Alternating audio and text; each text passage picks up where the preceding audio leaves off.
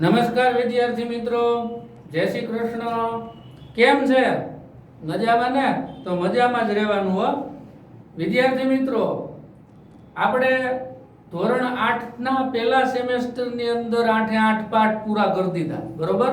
હવે આપણે 9મું છે. ધોરણ 8, 9 અને 10 ત્રણેય ધોરણને લાગુ પડે છે. હું અત્યારે જે ભણાવવાનો છું તે વિષય સંસ્કૃત, બરોબર? ભાષા સજ્જતા. હું તો કે ભાષા સજ્જતા એટલે કે ભાષા સજ્જતા. હવે હું તમને એક વાત કહું. હું કહું તો કે વાત કહું. આ મનોજહ છે અને પઠતી છે.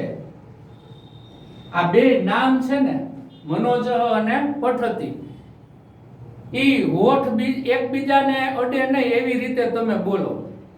હું બોલું છું તમારી યાર, બે એકબીજાને હોઠ અડવા ન જોઈએ.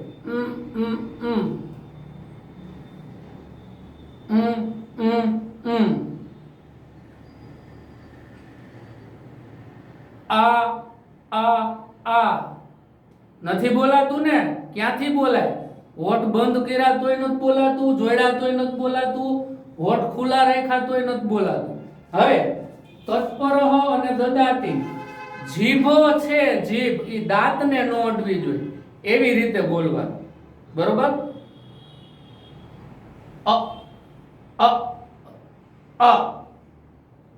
કારણ કે જીભને તો દાંતે અડાડવાની નથી. દદાતી આ ઈ નથી બોલાતું, બરોબર? હવે કહેવાની વાત એ છે કે આપણે જે સંસ્કૃતમાં ભણીએ છીએ સ્વર અને વ્યંજન, ઈ સ્વર અને વ્યંજન આપણા ઉચ્ચારણ સ્થાનેથી બહાર નીકળે છે, બરોબર? આપણા ઉચ્ચારણ સ્થાનેથી બહાર નીકળે છે. તો ઉચ્ચારણ સ્થાન છે એ 5 પ્રકારના છે: કંઠ, તાલવ્ય, મૂર્ધન્ય, ઓષ્ઠ્ય અને દંતવ્ય, બરોબર? ઈ પછી જોઈશું. ઈ પહેલા આપણે સ્વર અને વ્યંજન વિશે માહિતી મેળવશું. હવે સંસ્કૃતની અંદર સ્વર 13 છે. સંસ્કૃતની અંદર સ્વરની સંખ્યા કેટલી? તો કે 13, બરોબર? અને વ્યંજનની સંખ્યા કેટલી? તો કે 33. સંસ્કૃતમાં સ્વરની સંખ્યા 13 અને વ્યંજનની સંખ્યા 33.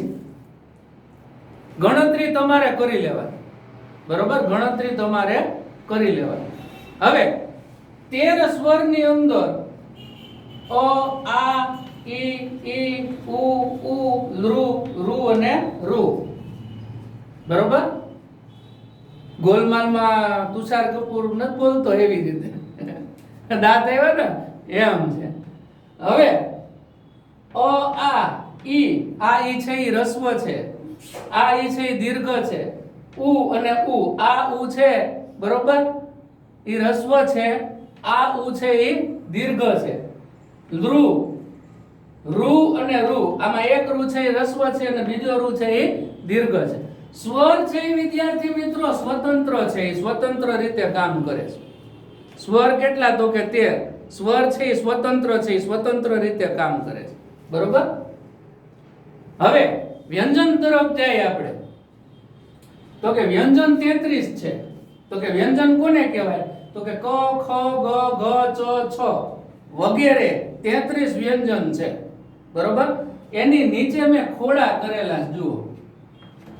ખોડા શા માટે કરેલા? નીચે લીટો છે એને ખોડો અક્ષર કહેવાય, કારણ કે એની સાથે સ્વર લાગેલો નથી. વ્યંજન છે એ સ્વતંત્ર નથી, એને સ્વરની મદદની જરૂર પડે છે. આને સ્વર જોઈએ અને જોઈએ, આ સ્વતંત્ર નથી. કોણ? તો કે વ્યંજન. સ્વર સ્વતંત્ર છે, ગમે ત્યાં લાગે. આ ખોડો છે ક, બરોબર? એટલે કે અર્ધ અક્ષર કહેવાય, પૂર્ણ ન કહેવાય.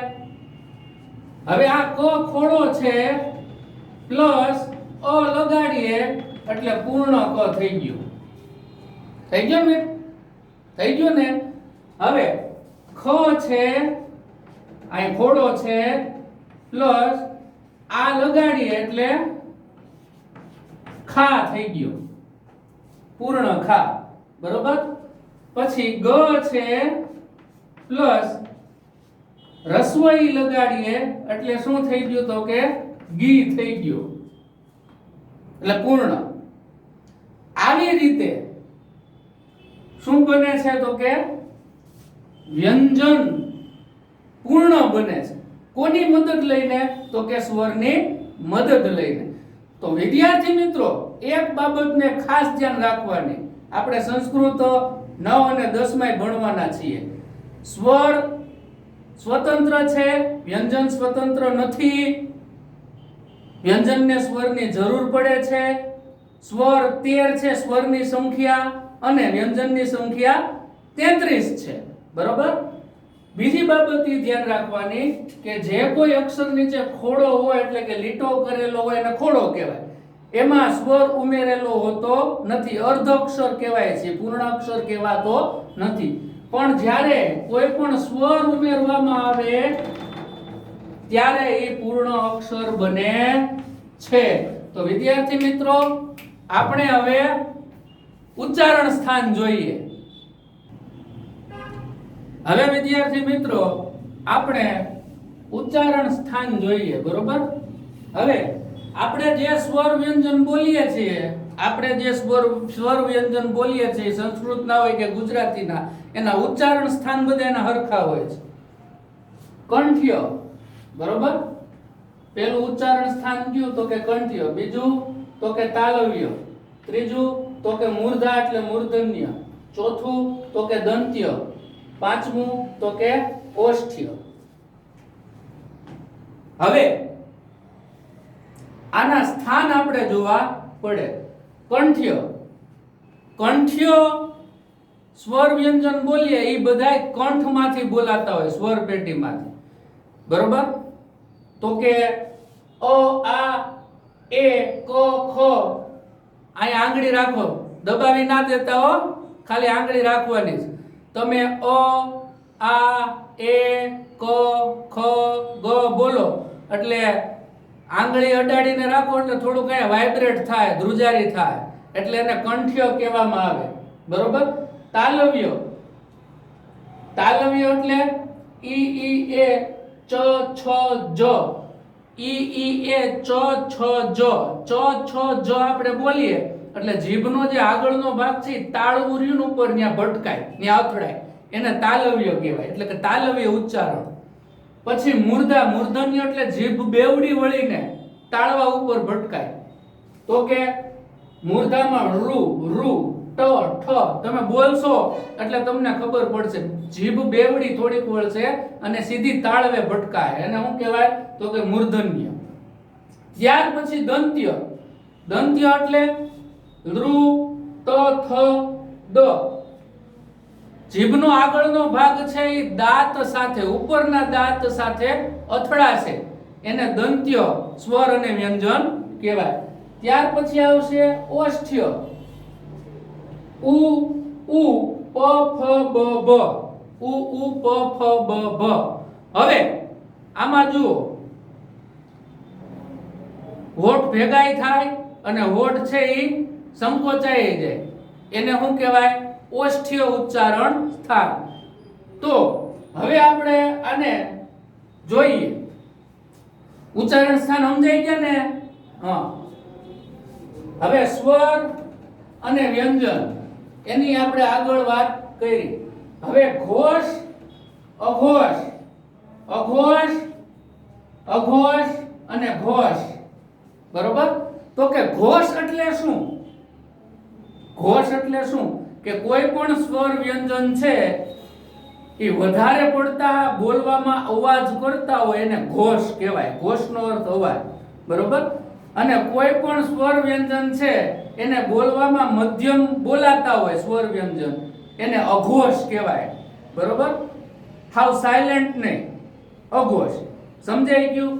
હવે રસ્વ એટલે નાનું અને દીર્ઘ એટલે મોટું. સંધિ દીર્ઘ, કોઈ પણ બે સ્વર કે વ્યંજન જોડાય એને સંધિ દીર્ઘ કહેવાય. ત્યાર પછી આવે છે ઉષ્માક્ષર, બરોબર. ઉષ્માક્ષર એટલે કોઈ પણ અક્ષર બોલતા કુકરની સીટી વાગે એવું ફીલ થાય શરીરમાં.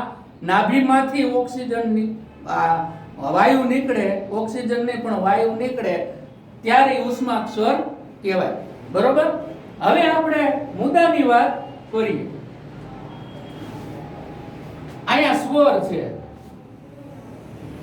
આટલા સ્વર. બરોબર. સ્વર જોઈ લઈએ આપણે.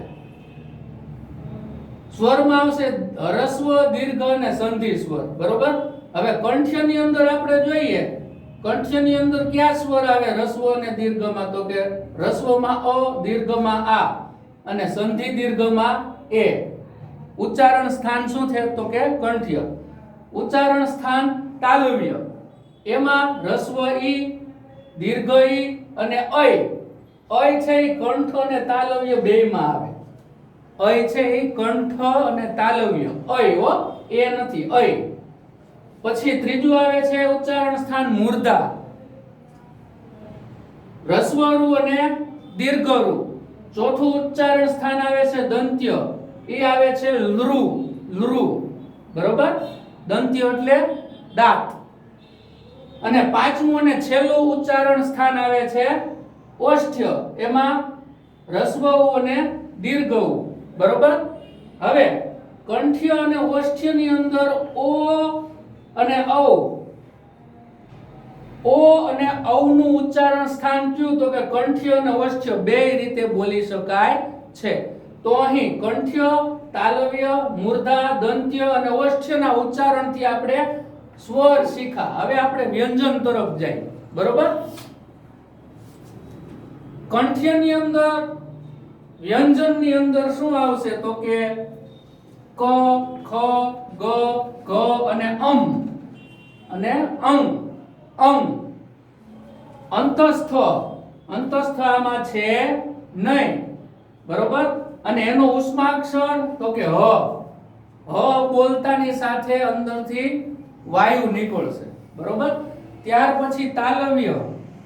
તાલવ્ય ઉચ્ચારણ સ્થાનમાં કયા વ્યંજન આવશે? તો કે ચ, છ, જ, ઝ, ચ અથવા જ, ય અને ઉષ્માક્ષર શ. શ. બરોબર. ત્યાર પછી મૂર્ધાની અંદર એટલે કે મૂર્ધન્ય ઉચ્ચારણ સ્થાન જીભ બેવડી વડે ન બોલાય. તો કે એમાં વ્યંજનમાં ટ, ઠ, ડ, ઢ, હણ, અંતસ્થ ર અને ઉષ્માક્ષર શ. બરોબર. ઉષ્માક્ષર શ. હવે દંત્ય ઉચ્ચારણ સ્થાનમાં વ્યંજન લઈએ. દંત્ય ઉચ્ચારણ સ્થાનમાં વ્યંજન. બરોબર. તો કે ત, થ, દ, ધ, ન, લ અને ઉષ્માક્ષર સ. ખાસ આ ધ્યાન રાખવાનું, અઘોષ અને ઘોષ. બરોબર. હવે ઉચ્ચારણ સ્થાન પાંચમું અને છેલ્લું લઈએ આપણે ઓષ્ઠ્ય. એમાં વ્યંજન જોઈએ. પ, ફ, બ, ભ, મ અને વ. વ છે એ દંત ઓષ્ઠ્ય છે. વ છે એ દંત ઓષ્ઠ્ય એટલે દાંતથી અને હોઠથી બંને જગ્યાએથી ઉચ્ચારાતો અક્ષર છે. બરોબર. વર્ણ છે. એટલે વ છે એ દંતોષ્ઠ્ય કહેવામાં આવે છે. તો વિદ્યાર્થીઓ આપણે સ્વર અને વ્યંજનના ઉચ્ચારણ સ્થાન જોઈ લીધા. બરોબર. ઘોષ અને અઘોષ વિશે માહિતી મેળવી લીધી. તમારી સેમેસ્ટર 1 ની સંસ્કૃતની પાઠ્યપુસ્તકમાં આ ભાષા સજ્જતાનો કોઠો આપેલો છે, તૈયાર કરજો. ના સમજાય તો આ વિડિયો જોજો. અહીં આપણે સેમેસ્ટર 1 નો પહેલો ભાષા સજ્જતા પૂરો કરીએ છીએ. જય હિન્દ.